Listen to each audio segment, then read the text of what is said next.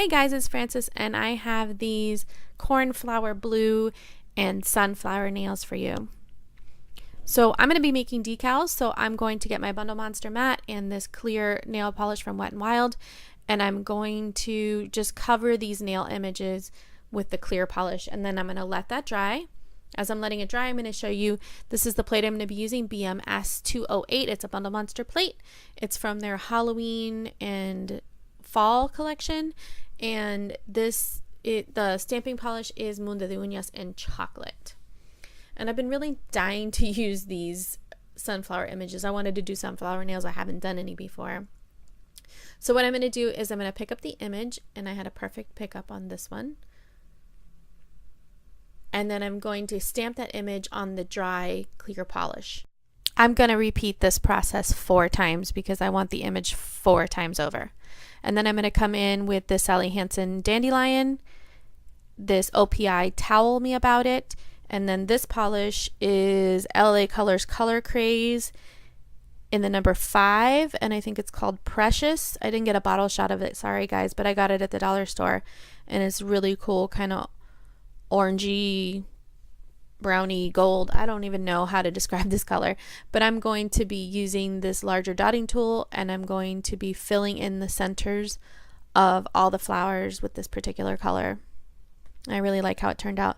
Then I'm going to come in with Dandelion with a smaller dotting tool, and I'm going to fill in some random sunflowers with that particular yellow.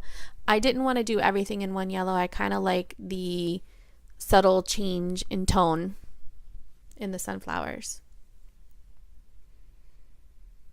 Some tips that I would give you when you're filling in these images: make sure that they're really dry, make sure that your polish is still wet. As you leave it on the mat, it's going to dry up a little bit, and if it's too tacky, you can end up pulling up your images.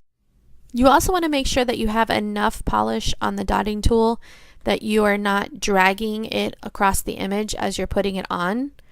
Otherwise, especially if you have really fine lines on the stamped image, you could distort the image, you could drag the lines, and that's the last thing you want to do. You want to make sure that that image stays true. Then I'm going to come in with this Kiss gel polish in Pistachio, and I got this at Dollar Tree as well. And I'm going to use an even finer dotting tool, and I'm going to come in and just fill in those random leaves that are around. And then I did that for all the images. I did the rest off camera, and then I can pull this over and let you look at how they turned out, and I was really happy with how they turned out. And then I will cover this up with another coat of that Wet n Wild clear.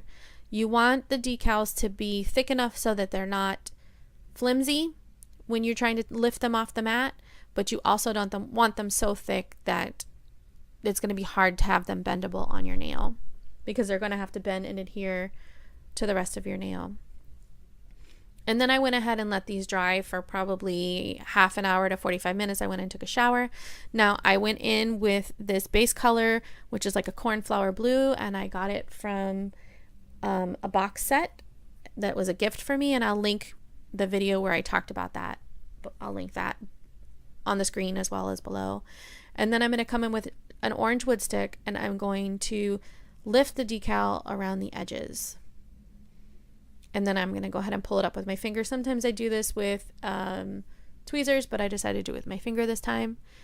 And then it's dry enough to where I can position it wherever my nails are actually dry at this point. That's important to know. That way I can lift up the decal and move it around as I see fit until I get it in a position where I really like it. I wanted some whole flowers on there, as well as I wanted some of that blue to peek through, and I'll just push it down and it'll stick a little bit to the top of my nail. And then I'm going to come in with just some regular cuticle scissors, and I'm going to trim the excess around the edges. Make sure that I get as much of that off as I can. It makes my cleanup a little bit easier if I can just cut around what I don't need. And then there were some images that I was able to use little tiny bits on other nails. And then I'm going to use this metal cuticle pusher that I got from Sally Beauty Supply, and I'm just going to kind of score around the edges where my cuticles are kind of adhere the decal further to the sides of my nails and just kind of cut off a little bit more of what I don't need. And then the final step there is to come in with some 100% acetone and this is an eyeliner brush, I think. It's a Wet n Wild one. I also got it at the Dollar Tree. And I use that as my cleanup brush. And I'm just going to come around my cuticles the best that I can with the acetone.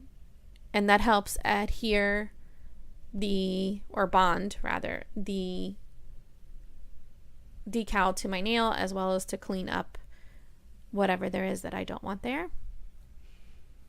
And so it'll look nice and pretty in pictures. And like I said, it does help stick on my finger a little bit better. And then I'm going to finish it off with a fast dry top coat. I like to put that over there because I don't know if you noticed, but when you pull up a decal, it looks almost matte. So it's nice to seal it in with that fast dry top coat. And then I couldn't decide whether I liked matte or shiny. So as you're looking at it, on the left is matte, on the right is shiny. I ended up preferring the shiny, so that's what I went with in the end. But thank you guys for watching. Thank you for spending your time with me. I'll see you again next time. Bye.